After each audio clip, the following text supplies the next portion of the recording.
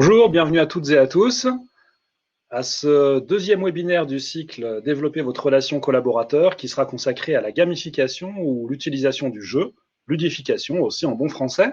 Avant de pouvoir commencer, j'aurais besoin que ici dans la partie de droite sur votre écran, vous voyez écrit chat, vous puissiez me dire si vous m'entendez bien. Et vous pouvez en profiter pour dire bonjour si vous êtes de Lausanne, de Fribourg, de Genève. Ça m'aidera à voir si vous m'entendez. Et si vous ne m'entendez pas, dites-le aussi dans le chat. Super, merci Philippe. À Lausanne. Super, donc visiblement, si certaines ou certains d'entre vous ont des soucis de son, vous pouvez tout à fait regarder, et je crois que la première réponse à la question, c'est on va vous aider automatiquement à regarder ce qui se passe avec le son. Donc, tout va bien. Alors, tant que je suis dans l'explication technique, vous voyez qu'il y a plusieurs onglets dans cette partie-là. Donc, le chat, c'est vraiment pour discuter, échanger. Si vous avez des réflexions, vous pouvez les poser ici. Ça permet aussi de se dire bonjour et au revoir, ce qui est pas rien. Ensuite, vous avez les questions, où là, il faut vraiment pas hésiter à poser vos questions au fur et à mesure. Alors, il y a deux possibilités. Soit j'arrive à la voir pendant le webinaire et à ce moment-là, j'y réponds en temps réel. Soit je n'en louperai aucune, puisque à la fin du webinaire, je reviendrai dessus pour pouvoir répondre justement à toutes les questions.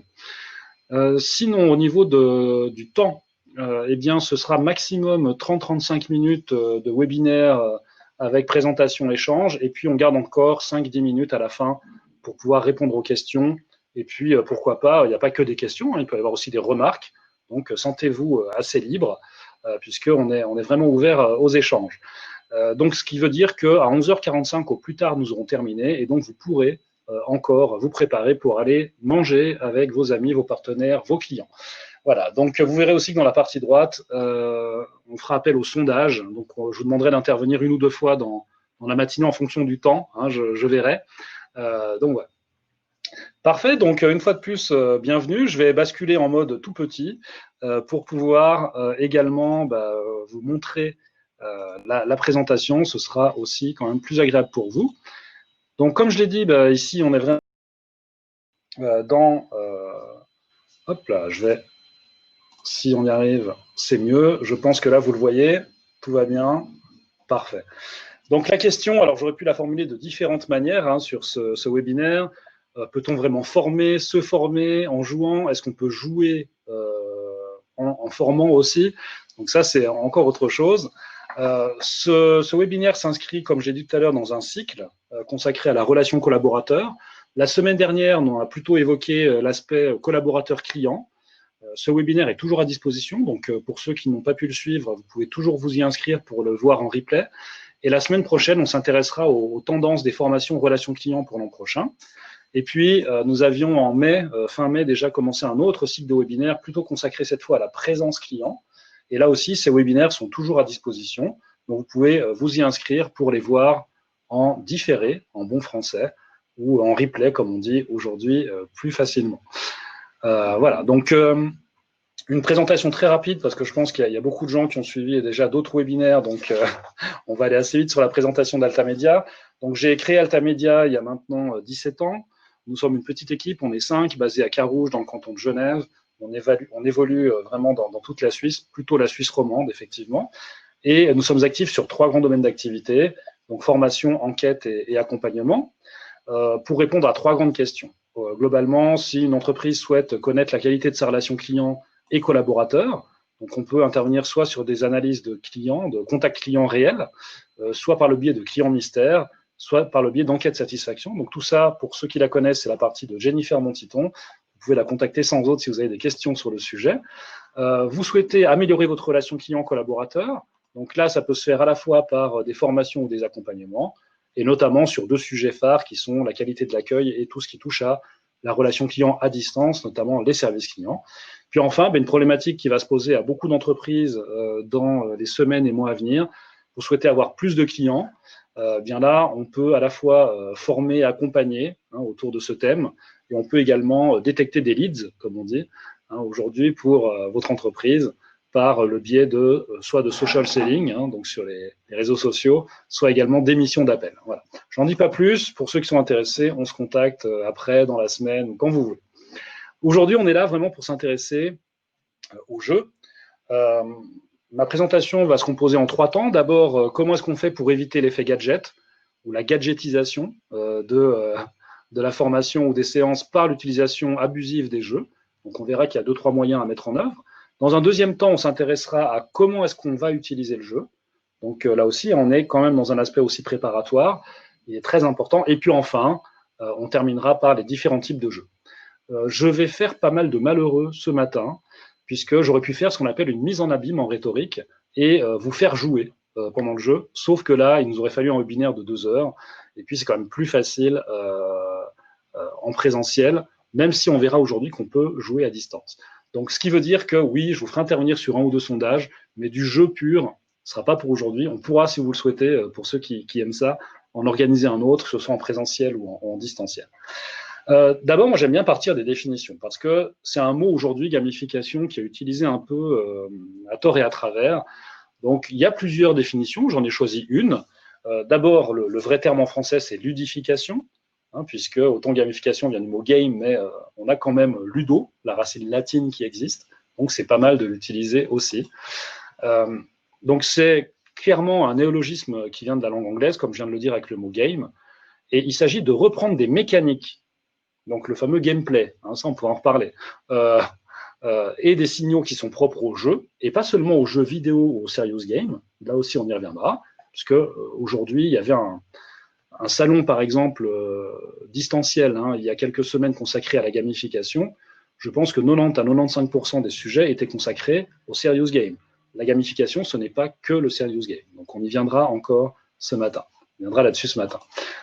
Et le but, c'est de rendre une action plus ludique et surtout de favoriser l'engagement de l'individu. Il ne s'agit pas d'utiliser du jeu pour du jeu. Pourquoi est-ce qu'on l'utilise dans donc des actions ou des applications qui ne sont pas des jeux?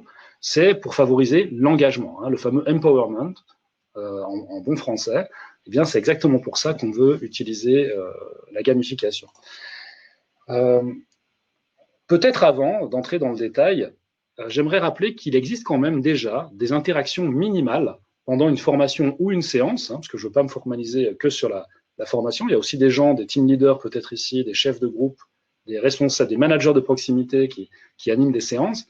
Je suis assez surpris quand je me retrouve parfois pour préparer une formation, une action au milieu de séance, où ces interactions minimales-là que je vais vous présenter n'existent pas. Donc pour moi, les interactions minimales, c'est déjà comment est-ce qu'on fait pour favoriser les questions-réponses. Donc, une fois de plus, pensez-y pendant ce webinaire, les questions, allez-y. Même, il n'y a aucune question bête, il n'y a que des réponses stupides. Ça peut sembler bizarre, mais je vois encore des séances où on est dans le top-down, c'est-à-dire la personne qui arrive, qui présente les chiffres du mois, puis ça dure 3/4 d'heure avec des tableaux Excel illisibles, et tout le monde s'en va ensuite. C'est assez particulier, mais oui, ça existe encore. Alors, j'espère pas chez vous, mais sachez que ça existe encore. Favoriser les réflexions de groupe. On n'est pas obligé d'être dans une formation pour favoriser les réflexions de groupe. On a eu l'occasion de redynamiser des séances chez un grand acteur de la distribution ici en Suisse. Et c'est assez intéressant, à coup, de faire des petits travaux de réflexion de groupe sur 5 minutes avec les gens qui redonnent à l'oral leur piste de réflexion. Puis on repart avec 3-4 grands sujets clés. Ça peut être sympa. Puis enfin, oui, on peut faire des simulations, des jeux de rôle. J'ai une vision des jeux de rôle qui est assez particulière pour un formateur, c'est-à-dire que je pense que là aussi, des fois, on les fait pour les faire. Malheureusement, souvent les gens sont tendus, ils sont stressés, ils n'ont pas envie de faire ça. Est-ce que ça correspond vraiment à la réalité? Alors, on peut le faire pour d'autres raisons. Là, ça peut être un autre sujet, donc il faudra qu'on consacre un webinaire peut-être au jeu de rôle, et ce sera avec grand plaisir. Alors oui, concrètement, la gamification peut être un gadget, puisqu'il m'arrive d'entendre ce genre de choses. C'est-à-dire, oui, on en fait parce que tout le monde en fait. Donc ça, c'est le pire qui puisse exister. C'est comme aujourd'hui, digitalisation, on en fait parce que tout le monde en fait. Les objectifs ne sont pas clairs. Et puis, nous, on fait que des jeux, c'est tellement sympa. Là, pour moi, oui, ça pose un problème, ou voire des problèmes. Et c'est pas une obligation, le fait que la gamification soit un gadget. On peut tout à fait en faire un outil, un accessoire, une modalité pédagogique, si on veut être un tout petit peu plus dans l'andragogie, pour des formateurs qui sont ici, on revient aux fondamentaux finalement. Hein. Lorsqu'on va organiser une séance ou une formation, bah, d'abord il faut qu'il y ait une bonne raison. Je vous en listerai tout à l'heure quelques-unes. Ensuite, il faut des objectifs pédagogiques clairs. Alors, ok, on n'est peut-être pas obligé de mettre que des vous et des verbes d'action, parce que là, c'est des fois compliqué à faire. Hein. J'en parlais la semaine dernière chez un de nos partenaires. Et puis enfin, ben, il faut utiliser le jeu, oui, mais il y a aussi d'autres méthodes que le jeu. Parce que ne faire que du jeu sur une journée, que ce soit à distance ou en présentiel, ça peut rapidement être très lassant. Donc ça, il s'agissait vraiment de poser les choses. Et surtout, ben, je vais maintenant basculer sur comment utiliser le jeu. Mais avant de faire ça, j'ai une question à vous poser. Je vais lancer un sondage sur le fait qu'en formation ou en séance, il vous est peut-être déjà arrivé de ressentir certaines émotions ou certaines choses. Alors, est-ce que vous voyez le sondage? Est-ce que vous avez déjà eu, en tant que participant à une séance ou une formation, les impressions suivantes? Je précise que plusieurs réponses sont possibles. Donc, le sondage, vous voyez sur la droite de votre écran. Hein, il a dû apparaître normalement, puisqu'il doit être publié. Alors, dites-moi si vous le voyez. Vous pouvez commencer à voter. Hein, alors, il y a qu'est-ce que je fais là? Pourquoi est-ce que je fais cette activité? Je joue à ce jeu. À quoi sert l'activité que je viens de faire? Donc voilà, ça commence à voter, parfait. Waouh, tout est clair. Ça vous est peut-être arrivé, hein, vous êtes dans une séance où vous vous êtes dit waouh, c'est super, je comprends tout ce qui se passe. Ça peut arriver. Ou bien autre. Et là, pour les autres, j'aurais tendance à vous demander ensuite dans le chat de voir ce que c'était. Une fois de plus, hein, j'ai mis celles que moi je ressentais, elles ne sont pas forcément exhaustives. Il y en a probablement d'autres. Bon, qu'est-ce que je fais là? Je vois que ça revient encore pas mal.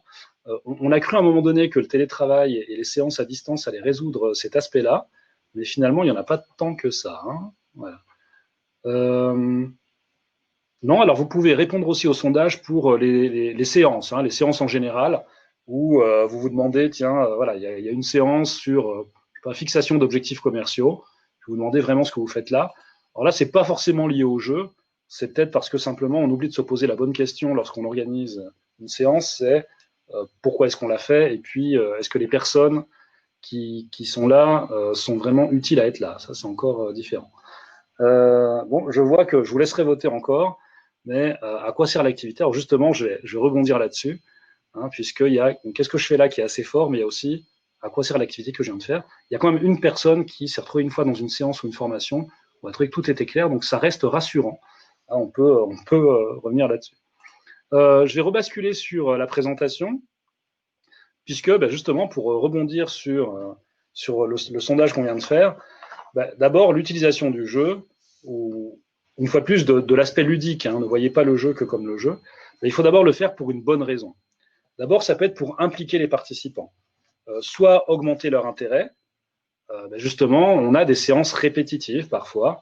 Moi, j'ai des clients qui font des Morgan tous les jours, donc des séances tous les matins, à 7 heures du matin avant d'ouvrir le magasin. Vous avez peut-être ce qu'on appelle des weekly, donc la séance hebdomadaire. Bon, là, il y a des moyens, effectivement, de dynamiser un petit peu ça, notamment par le jeu. Donc ça, c'est une des bonnes raisons qu'on a à utiliser le jeu pour augmenter l'intérêt. Les intégrer dans la vie de l'entreprise. Oui, ça, que ce soit au départ, hein, c'est un peu un mot à la mode aujourd'hui, mais ce qu'on appelle l'onboarding, autrement dit l'accueil, dont on a parlé la semaine dernière, ça, c'est un bon moyen par le jeu. J'ai vu par exemple des sociétés mettre en place des chasses au trésor où les personnes devaient finalement, pour créer leur propre livret d'accueil, faire le tour des différents départements pour aller chercher les bonnes infos. Et ça, c'est super sympa à faire et ça oblige entre guillemets les gens à aller de service en service pour aller récupérer les bonnes infos. Il y a 30 ans déjà, on avait mis ça en place, j'étais en stage, hein, chez Lafarge, donc dans le ciment alumineux, pour être précis, et c'était un des buts, hein, c'est-à-dire que pour remplir son classeur d'accueil, à l'époque, il n'y avait pas trop d'informatique, je vous rappelle, c'était en 89, 89, eh bien, la personne devait aller dans tel ou tel service de Lafarge Fondu International, en l'occurrence, pour récupérer les avantages qu'on peut avoir auprès des services ressources humaines, les endroits où on peut manger à midi, ça c'était auprès de Joël qui connaissait tous les restos du coin et qui avait préparé aussi une petite fiche. Et ce qui était sympa, c'est qu'on avait préparé des petites fiches qui allaient parfaitement dans le classeur de la personne. Et à la fin, il devait revenir vers son référent, autrement dit la personne qui l'avait accueilli dans l'entreprise, pour éventuellement compléter les fiches qui pouvaient lui manquer s'il n'avait pas réussi à faire le tour. Donc ça, c'est vrai qu'en une journée, la personne fait le tour de l'entreprise, elle a déjà discuté avec au moins 15 collègues, ce qui est déjà pas mal, et puis il y avait des activités aussi au repas, mais bon, je ne vais pas en parler pendant 20 minutes. Ce qui peut être intéressant aussi, dans le fait d'utiliser le jeu pour des bonnes raisons, ça peut être pour mettre en application des concepts abstraits. Je m'explique. On n'a pas tous la même éducation, on n'a pas tous la même façon de fonctionner. Il y a des gens qui sont visuels, d'autres qui ont fait beaucoup d'études, d'autres moins. Et le jeu a cela de très pratique qu'il peut unifier justement et réunir les gens. Et ça permet pour les gens qui n'ont pas une logique scolaire, entre guillemets, de mieux comprendre parfois un concept abstrait.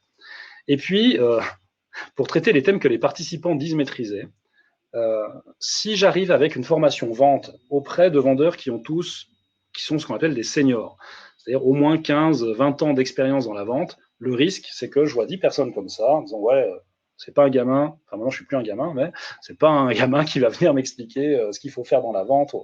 Donc l'utilisation du jeu permet de voir ou revoir en l'occurrence des concepts, et il m'est arrivé comme ça de voir que, bah oui, un senior dans le domaine de l'électricité, ça faisait 20 ans qu'il vendait ça, et pourtant il confondait toujours questions fermées et questions ouvertes. Il était persuadé que, et puis vous connaissez déjà notre société, c'était une super entrée en matière, et que ça faisait parler les gens, et que ça, c'était une question ouverte. Donc ça nous a permis ensuite de travailler sur ce sujet-là. Mais effectivement, si on arrive directement avec ça, c'est pas toujours évident. D'autres éléments pour le faire pour une bonne raison, ça permet de redécouvrir le vrai intérêt d'une séance ou d'une formation, c'est-à-dire on est là pour faire ensemble des choses, et le jeu, bien sûr, il y a des jeux solo, on pourra en parler tout à l'heure, mais nous, la grande majorité des jeux qu'on utilise sont plutôt des jeux en groupe, et ça permet justement de se dire, ok, on est ensemble au même endroit, alors que ce soit une fois plus en présence ou à distance, mais on est au moins en synchrone, hein, c'est-à-dire au même endroit au même moment, bah, c'est pour faire quelque chose. Moi, il m'est arrivé en tant que participant de me retrouver à une formation à Lausanne où des gens venaient de Sion, de Fribourg, de Genève. Puis à la fin de la journée, on s'est dit, mais pourquoi est-ce qu'on est venu finalement? Parce que voilà, on aurait pu le faire à distance, on aurait pu se connecter tous à des moments différents. Donc pourquoi? Et puis enfin, un élément qui va être encore plus important dans les semaines à venir, pour favoriser ce qu'on appelle le transfert, ça a toujours été le cas. Donc pour ceux qui ne sont pas forcément du monde de la formation ici aujourd'hui, le transfert, c'est après la formation, est-ce que la personne utilise vraiment ce que l'on a vu sur son poste de travail, hein? C'est ça ce qu'on appelle le transfert. Alors, il y a plein de manières de favoriser le transfert. C'est par exemple en accompagnant les personnes sur le terrain, en ayant des managers de proximité qui les aident aussi. Et puis, le jeu, c'est aussi un très bon moyen. Et puis, ce qu'on appelle le ROI, c'est le retour sur investissement, hein, Return on Investment. Alors, il y a le ROE aussi, Return on Expectation, c'est-à-dire sur vos attentes. Et dans les deux cas, le jeu peut vraiment favoriser ça. C'est-à-dire que je pourrais vous donner un exemple tout à l'heure, mais c'est vrai que si on utilise le jeu pour travailler, par exemple, un réflexe, et qu'à la fin de la journée, le réflexe, il est là, oui, on peut faire plus 15, plus 20% de vente. En l'occurrence, nous, on l'a fait auprès de vendeuses de forfaits de ski en Savoie, et c'est vrai que ça marche, hein. Donc, je vous dirais quel jeu on a utilisé tout à l'heure. Hop là, il se passe un truc bizarre ici. Voilà. Alors, comment est-ce qu'on va utiliser le jeu? Alors là, rien de nouveau sous le soleil, hein, je dirais. C'est-à-dire que comme toute activité, il va falloir prendre en compte les objectifs, autrement dit, pourquoi est-ce qu'on le fait. Ensuite, le public cible, donc vous voyez où je veux en venir, hein, le why, le who, c'est-à-dire à qui je m'adresse. Oui, je ne vais pas forcément faire jouer à des jeux vidéo des années 80 ou 80 des jeunes qui ont tous 20 ans. Ils vont trouver ça ringard, ça pixelise ou autre. Par contre, vous faites jouer en rétro gaming, comme on dit, jeux des années 80, un petit Pac-Man ou autre, des gens de 40 ans et plus, ça renvoie au monde de l'enfance. Et si votre objectif était justement de se remettre dans ce monde-là pour avoir un côté je suis prêt à apprendre, etc., ça peut être sympa. Puis, troisième élément à prendre en compte, le contexte, évidemment. Votre entreprise vient de licencier 1200 personnes, c'est peut-être pas le bon moment d'utiliser le jeu avec waouh, on va tous s'éclater ce matin, on va utiliser les 6 chapeaux. Non, c'est peut-être pas le bon moment.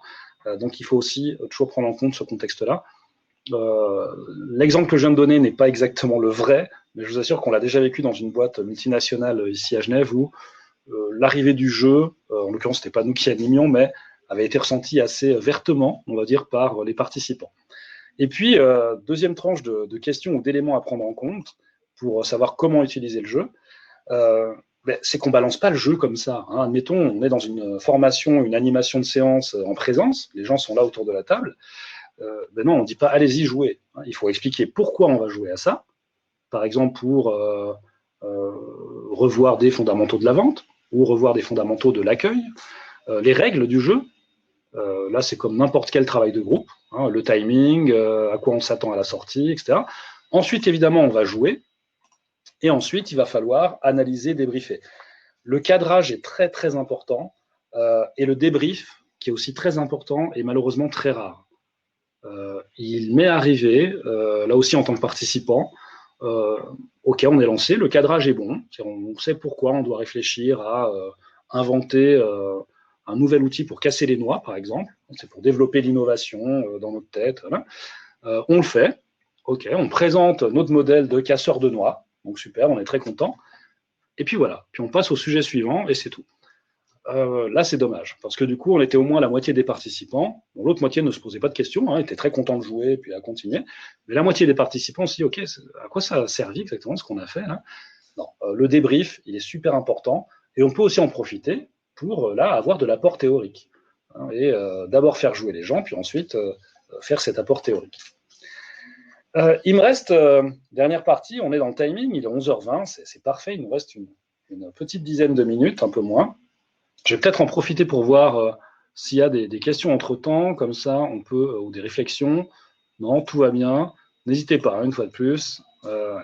Alors du coup, je vais aller sur les différents types de jeux. Je vais vous présenter en différentes manières, à la fois vous donner des exemples concrets, mais là aussi, il faut avoir une approche un peu andragogique, hein, c'est la pédagogie pour les adultes. Andros, hein, c'est pas que la compote, c'est aussi d'autres choses, c'est aussi l'homme, l'être humain en bon grec, en racine grecque. Oula, il y a une énorme faute d'orthographe, alors ça, je suis impardonnable, parce qu'en plus, je vais vous parler de quelque chose tout à l'heure, donc c'est une faute de frappe. Utiliser les bons jeux pour les bonnes raisons, et vous savez quoi, je suis tellement monomaniaque que je vais la changer tout de suite, parce que ça va me tendre, je pense, tout le long, donc je suis désolé, mais je le change en temps réel, parce que là, ça n'est pas possible. Ça, c'est une question qui revient d'ailleurs hein, chez les formateurs, c'est tiens, quand on voit un truc qui ne joue pas, est-ce qu'il faut le corriger en temps réel ou est-ce qu'au contraire, il faut le faire après coup? Bon, là, il ne veut pas en l'occurrence le changer, donc c'est pas grave. Alors bon, ok, je ne sais pas pourquoi. Du coup, il m'en a mis deux, c'est merveilleux. Admettons. Les jeux de mise en situation sont très intéressants pour pouvoir se mettre dans la peau des acteurs réels, vivre une situation de l'intérieur, ressentir. Alors là aussi, on pense souvent, jeu de mise en situation, c'est forcément dans une formation présentielle. Non, il peut être très intéressant aussi de les faire hors de la salle, soit avant, soit après un temps où on va passer du temps ensemble. Par exemple, je ne sais pas si vous vous souvenez de l'émission Vie ma vie, où il y avait, alors au départ c'était quelqu'un de connu et puis quelqu'un de moins connu, et ils échangeaient leur vie comme ça. Bon, il n'y a pas trop incognito aussi, hein, qui est dans ce genre-là. Mais là, on l'a déjà mis en place dans certaines sociétés. C'est très sympa. Alors, pas forcément sur une semaine ou un jour, ça peut être 1 ou 2 heures aussi. Ça fait partie des travaux qu'on demande aux participants avant la formation. Puis quand ils arrivent, ça peut être par exemple l'icebreaker, hein, c'est-à-dire le sujet du début, où on va en profiter pour débriefer ça. Vous ne voyez plus les PowerPoint, c'est ça? Alors, attendez, c'est peut-être moi quand j'ai fait l'histoire. Vous faites bien de me le dire, du coup. C'est sûrement quand j'ai fait... Voilà, donc vous n'avez rien loupé. Est-ce que vous les revoyez à nouveau? Normalement, oui. Alors maintenant, il n'y a plus le S qui manque, il y a 2 S, hein, vous avez vu. Donc, voilà, super, merci. Donc oui, je disais, ça peut être aussi l'icebreaker, c'est que chacun dit, ben voilà, celui qui bosse au marketing, qu'est-ce qu'il retient de son expérience d'avoir passé une demi-journée aux finances, et vice-versa. Et ça permet déjà de diverger pour converger, comme on dit. Hein. Ça, c'est une technique d'animation assez connue. Et ça peut être un super truc, c'est jeu de mise en situation, c'est pas forcément pendant, ça peut être aussi prendre la place de quelqu'un avant ou après une formation. Ensuite, il y a, alors là, c'est un grand mot, les jeux de transmission cognitive, autrement dit de savoir. Hein, on va vraiment amener du savoir supplémentaire à la personne. Ça peut être aussi du savoir-faire, parce que c'est vrai que moi, j'ai tendance à me focaliser sur le savoir-être, mais il y a les connaissances métiers aussi qu'on transmet en formation. Alors, ça peut être pour matérialiser des concepts abstraits, comme j'en parlais tout à l'heure. Et là, vous avez des outils comme les objets, les puzzles, des plateaux comme le Trivial Poursuite qui peuvent être très utiles. j'ai en tête un jeu auquel j'ai participé dans le cadre de l'Agora de l'Arfor, l'association romande des formateurs, où une société qui s'appelle Une Bonne Idée, qui se trouve à Fribourg, avait fait un jeu pour une société dans le domaine de la santé, voilà. Et c'était pour montrer aux autres collaborateurs, ceux qui ne sont pas en recherche-développement, qu'il peut être très compliqué et très long de mettre en place, de lancer un médicament sur le marché. Et qu'il y en a peut-être un sur 10 000, je crois, ou 100 000, je crois que c'était 10 000, qui va vraiment se lancer. Ils avaient fait un jeu de loi, mais un jeu de loi très très dur, où il y avait des cases rouges à peu près toutes les 3 cases, et vous étiez obligé de revenir au début. Et c'était sympa parce que les gens, du coup, les collaborateurs du marketing s'en rendent peut-être plus compte, mais de la production ou autre, se rendaient compte que, ah oui, il nous faut au moins 1000, 5000, 10 000 tentatives pour avoir un médicament qui arrive finalement sur le marché. Donc là, c'est de la connaissance interservice, mais j'ai trouvé le sujet super intéressant. Et d'avoir un jeu de loi qui soit un jeu de loi infernal où vous tombez quasiment une fois sur 2 ou une fois sur 3 sur une case qui vous ramène au début, ça permet, oui, de visualiser tout de suite un concept abstrait, parce que si par contre quelqu'un de recherche-développement avait dû faire une présentation à ses collègues pour dire qu'une fois sur 10 000 on n'y arrive pas, il nous aurait sûrement fait une présentation en forme de processus qui aurait été pas terrible. Donc le jeu peut servir aussi à ça.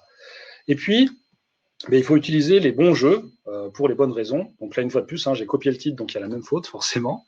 Alors, ce qu'on appelle les jeux de table, type Trivial Pursuit, jeu de loi, ou bien où on est 4 autour d'une table. Ça peut être utilisé pour de la découverte de nouveaux concepts, nouveaux systèmes. Ça peut être intéressant aussi pour le qui va gagner. C'est-à-dire, vous faites des tables et puis il y a peut-être un timing qui est mis en œuvre.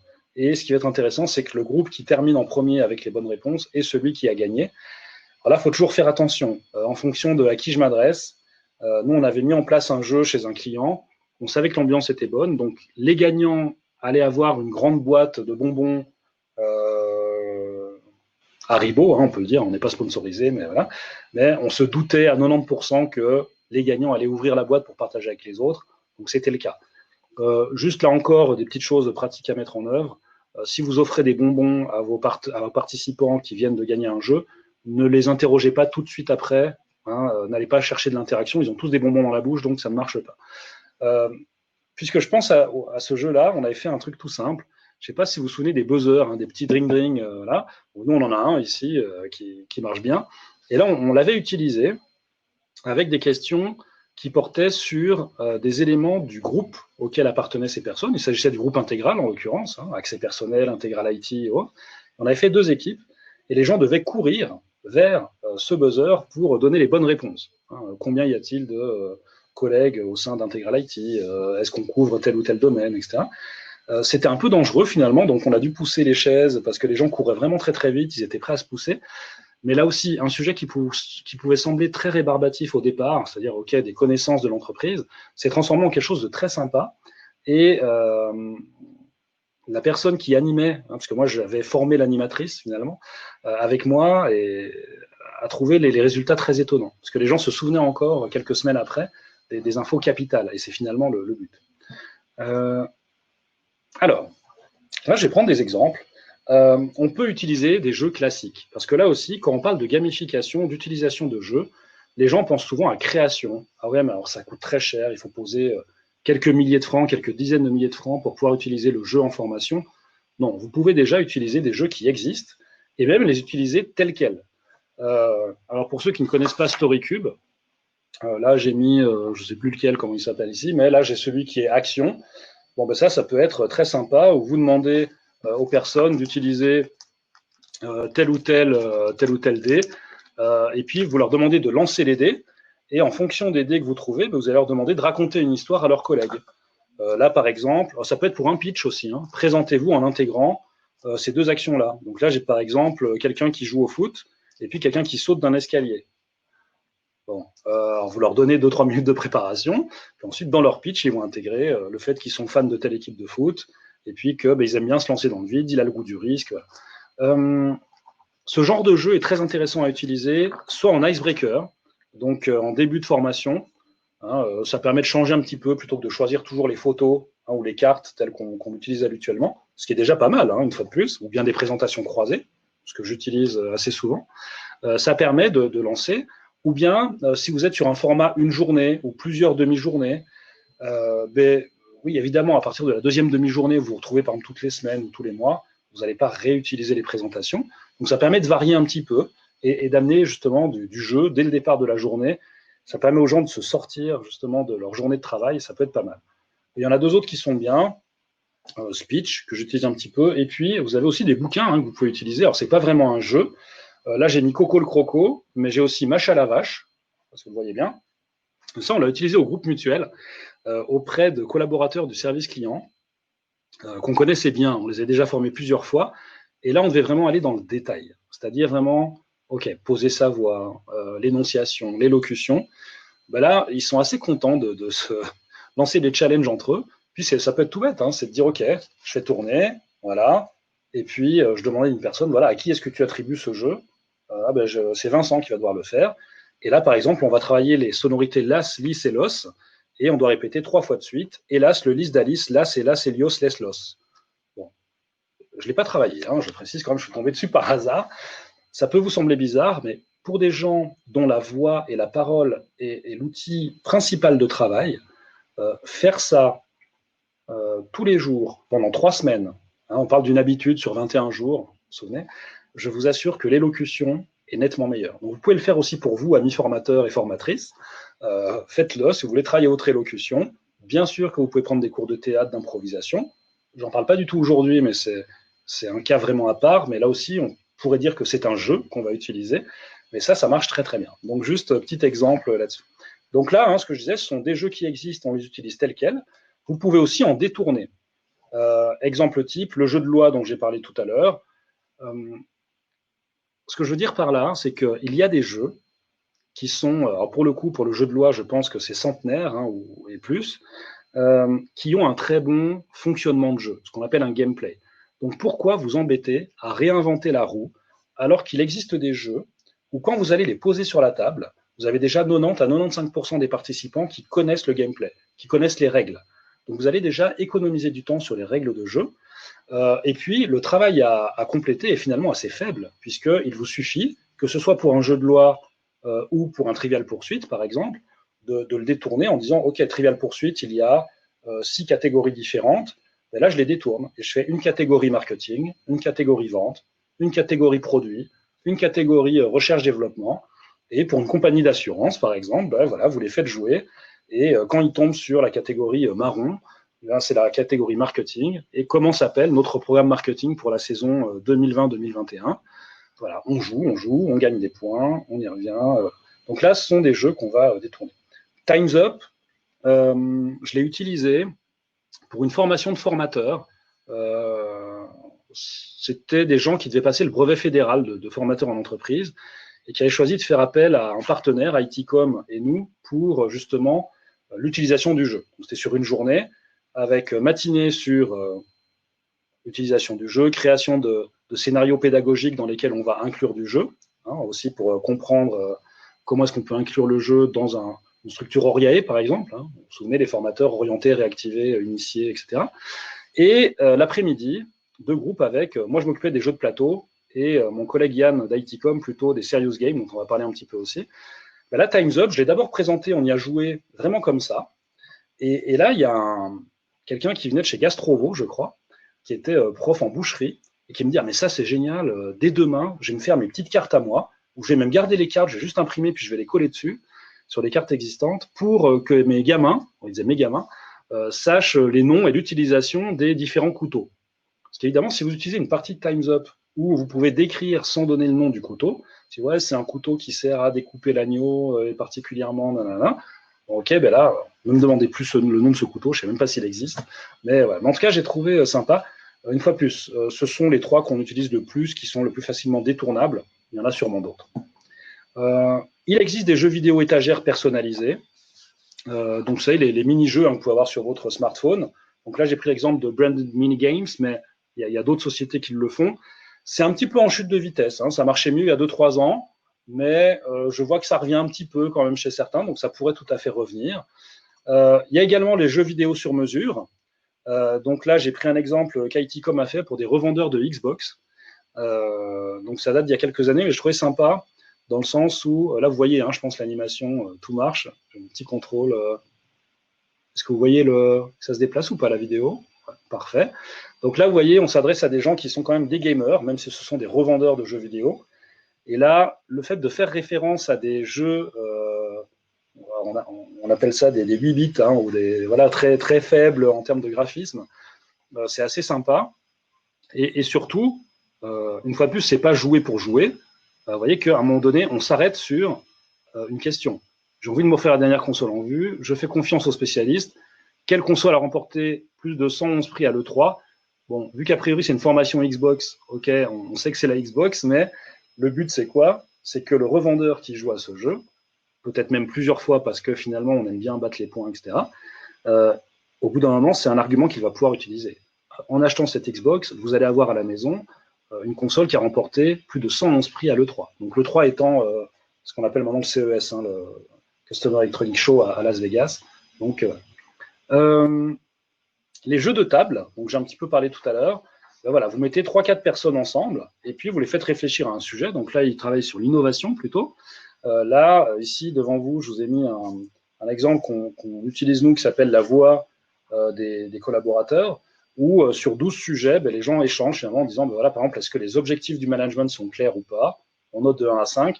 Alors, ça a plusieurs avantages, c'est que ça structure la réflexion, il y a une dynamique de groupe, il y a aussi des consensus qui peuvent se créer, hein, ça c'est clair, avec avantage inconvénient du consensus, on est bien placé en Suisse pour savoir de quoi on parle, mais par exemple, quelqu'un qui dira, ah non, c'est nul les objectifs chez nous, et peut-être il y a les 3 autres qui vont me dire, écoute, oui, là tu dis ça parce que la semaine dernière, ton manager n'a pas été très clair, mais globalement sur l'année, on ne peut pas mettre 0, c'est plutôt 4 ou 5. Ça amène aussi donc de la construction, et ça peut être très intéressant. Les jeux de mallette, nous on utilise la méthode Questio, mais une fois plus, il y en a d'autres. Alors très intéressant, les jeux de mallette avec des jetons type poker, pour les gens qui aiment le jeu. Vous vous souvenez, pourquoi on le fait, à qui on s'adresse. Ça, c'est vrai que ça marche beaucoup mieux auprès d'une population commerciale, qui aime jouer, qui aime être premier, hein, avec cette notion de podium aussi, que sur d'autres types de publics cibles. Et là, en l'occurrence, vous voyez qu'il s'agissait de savoir poser les bonnes questions. En l'occurrence, tiens, je vais poser une question ouverte, on sort une carte, et puis je gagne des jetons au fur et à mesure. Donc ça marche pas mal. Il y a encore 2 autres avantages du jeu que je veux mettre, même si je suis persuadé maintenant que vous êtes convaincus de tout ça, c'est que ça peut servir, des raisons très rationnelles, hein, finalement, à toucher un large public en peu de temps. Là, en l'occurrence, le groupe SEB en France, on n'a pas toujours le droit d'utiliser des exemples suisses. Oui, on change je crois qu'on change de bureau même à l'époque, on change d'activité, on se déplace, en tout cas on pivote un petit peu, comme on dit. Là, le but, c'est que des milliers de personnes peuvent, en très peu de temps, avoir accès à ça. Donc là, il s'agit de ce qu'on appelle d'un serious game, en l'occurrence. Et puis, celui que je viens de vous montrer tout à l'heure pour la Xbox, c'est toucher un public dispersé. Par exemple, les revendeurs, voilà, la Xbox lance dans toute l'Europe son nouveau produit. On ne peut pas réunir tous les gens en salle, même par X dizaines de groupes. Donc l'avantage, c'est que voilà, tous les gens qui sont dispersés dans toute l'Europe, on va pouvoir les connecter quand même à ça. Et puis, ça sert aussi à améliorer le transfert. C'est-à-dire qu'on n'est pas obligé de faire du jeu pour des jeux. Là, par exemple, c'est notre module e-learning sur la qualité de la relation au téléphone, où il est très peu gamifié. Hein. Par contre, il y a de temps en temps des petits quiz, des petits questionnaires choix multiples, des jeux de drag and drop qui permettent de valider la compréhension. Et ça peut commencer par là, la gamification. Hein. Ça peut être aussi des petits quiz, des QCM. Voilà. Alors justement, non, la question, je ne vais pas vous la poser tout de suite parce que je vois le temps passer, donc j'ai privilégié d'abord les échanges avec les questions. J'ai laissé aussi ici quelques références. Donc, à mon avis, et ça n'est que mon avis, c'est le livre en français de référence sur la gamification, qui s'appelle La gamification, et qui est fait justement par des personnes qui, notamment Clément Multier, qui est ce qu'on appelle El Gamificator. Donc, je vous conseille d'aller sur son site, c'est très sympa. Et il y a une formation aussi en ce moment qui est disponible en ligne, pas très cher, je crois que c'est moins de 100 €. Et là, pour ceux qui s'intéressent vraiment au sujet de la gamification, je la suis moi-même, hein, cette formation, pour voir un petit peu. Il y a vraiment aussi tout ce qui est posé en termes de connaissances sociales, d'où vient l'aspect ludification, hein, en termes de psychologie sociale, cognitive. Donc c'est super intéressant. Et on va vraiment jusqu'aux aspects les plus basiques, sachant que dans le bouquin La gamification, sont eux aussi qui détaillent la méthode GAME, Donc la méthode game, c'est on prend les initiales, et G pour goals, donc les objectifs, A pour action, donc autrement dit, on joue, hein, le gameplay, le jeu, le M pour le mérite. Alors je sais que certains vont discuter ça, mais oui, quand on joue, on aime bien quand même gagner des points, gagner des badges. Donc c'est pas toujours le cas, mais une bonne action. Voilà. Et puis le E, ben là tous les formateurs ou animateurs connaissent ça. Le E, c'est l'évaluation pour faire la fameuse roue, hein, la fameuse roue de la qualité. Donc goals, action, mérite, donc autrement dit les récompenses, et puis le E de l'évaluation, la méthode game, qui est vraiment pas mal. Et puis quelques autres références. Donc pour ceux qui veulent le support, je vous l'envoie volontiers, comme ça vous aurez plus longtemps si vous n'avez pas le temps de prendre la photo de l'écran maintenant. J'aimerais faire le focus sur deux que j'apprécie particulièrement. D'abord, Gamestorming. Nous, on l'a beaucoup offert à nos clients à une époque, on n'en a plus. Donc, voilà, il ne faut plus me le demander. Mais on l'a beaucoup utilisé pour la carte d'empathie, par exemple, qui est dedans, notamment à l'hôpital du Jura ou pour Andbar, pour un retour de longue maladie. La carte d'empathie, c'est se mettre à la place de quelqu'un. Ben, c'est aussi un jeu, hein, parce que finalement, on voit la tête de quelqu'un, on joue avec des post-it. C'est quand même plus sympa que de faire un travail de groupe avec réflexion pure. Et puis, j'aime beaucoup le passer en mode workshop, qui est très agréable. Et ils ont sorti plein de modèles aussi là-dessus, hein, sur la créativité, sur le design thinking. Les autres sont très bien aussi. Ils sont juste beaucoup plus pratico-pratiques, hein, sur notamment ceci, sur surprendre en formation ou les exercices ludopédagogiques. Puis évidemment, les jeux cadres de Tiagui. Là, je crois qu'il y a même un webinaire qui doit traîner en ce moment sur Tiagui.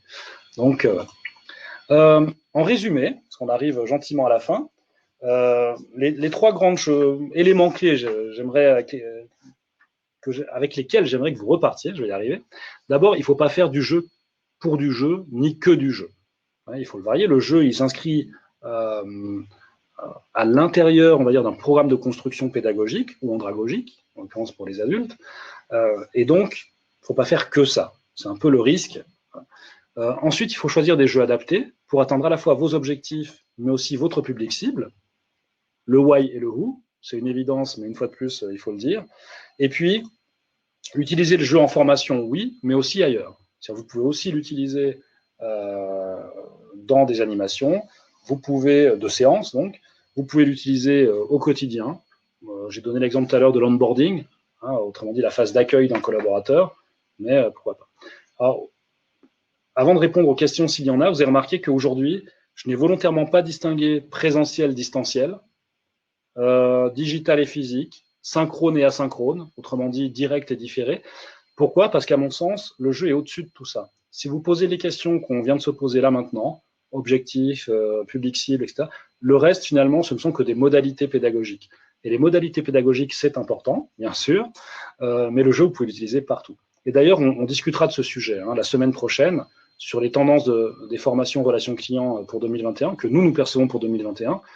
Évidemment que les notions présentielles, distancielles, synchrone, asynchrone, physique, digital vont se mélanger, parce qu'on ne fait pas que du digital en distanciel, hein, il faut aussi en faire en physique, et on parlera de ça la semaine prochaine.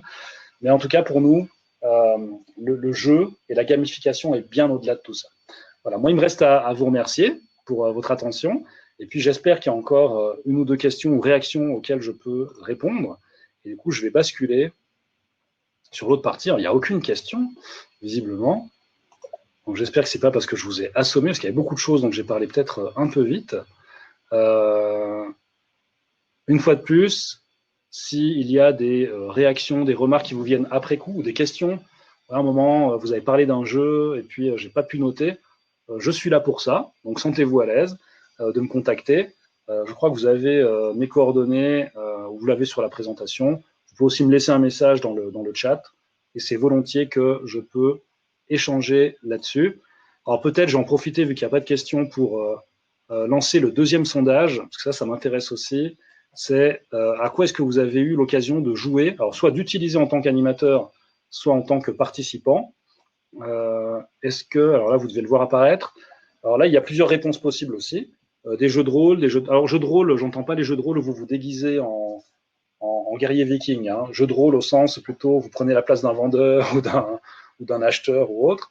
Donc les jeux de plateau, j'en ai parlé, c'est Trivial Jeu de loi. Les jeux de dés, les jeux de cartes, les jeux vidéo purs au sens, vraiment on joue à un jeu vidéo. Serious Game, c'est un peu différent. Hein. Je prends la place de quelqu'un et puis je vais de temps en temps. Donc vous pouvez y aller. Je vois que ça évolue. Autre aussi, ça m'intéresse, hein, puisque j'ai pas forcément été exhaustif non plus là ici. Donc beaucoup de jeux de rôle, hein. Effectivement, c'est quand même ce qui revient le plus.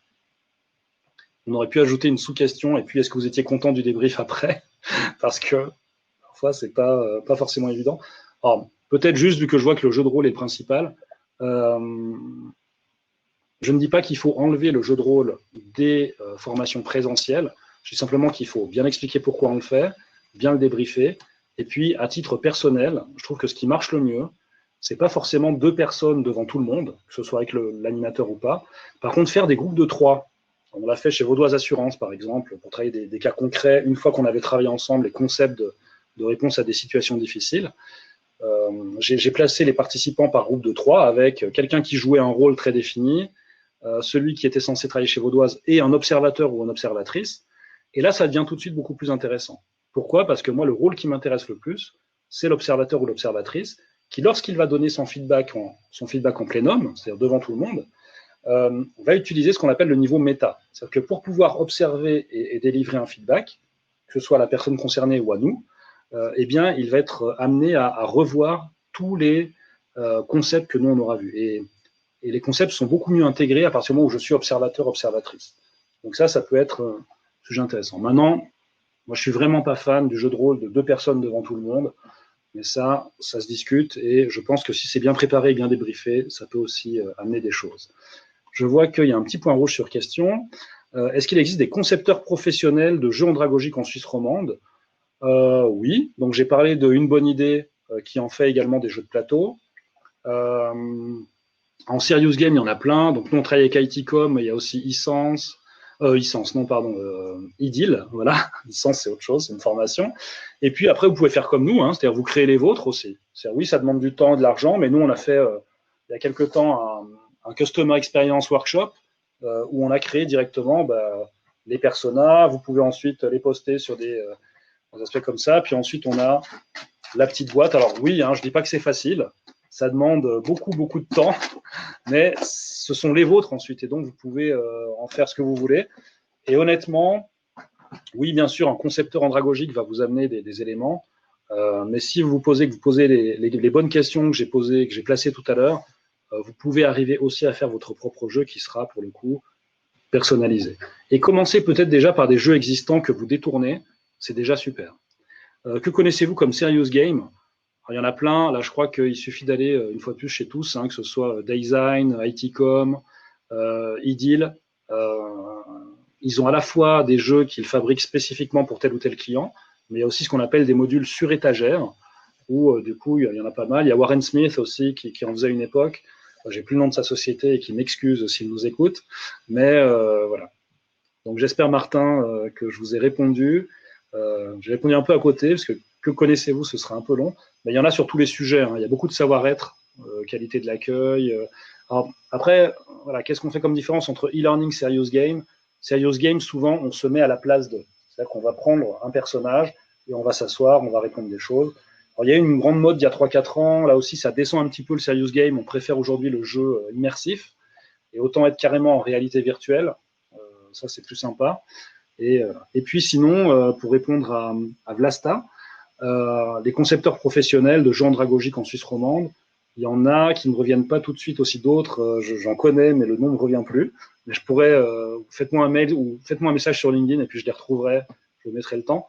Il y en a aussi dans d'autres pays, parce qu'après tout, est-ce qu'on a des frontières pour ça? Pas évident. Donc, est-ce qu'il y a encore des remarques ou... Sinon, j'avais promis 45, il est 48. Donc, voilà. Donc, je vois que c'est une question peut-être ou une remarque de Christian à l'intérieur du chat, la différence entre le jeu et le team building. Alors, le jeu, pour moi, peut servir à créer du team building. C'est une modalité comme une autre. Il peut aussi servir à faire plein de choses.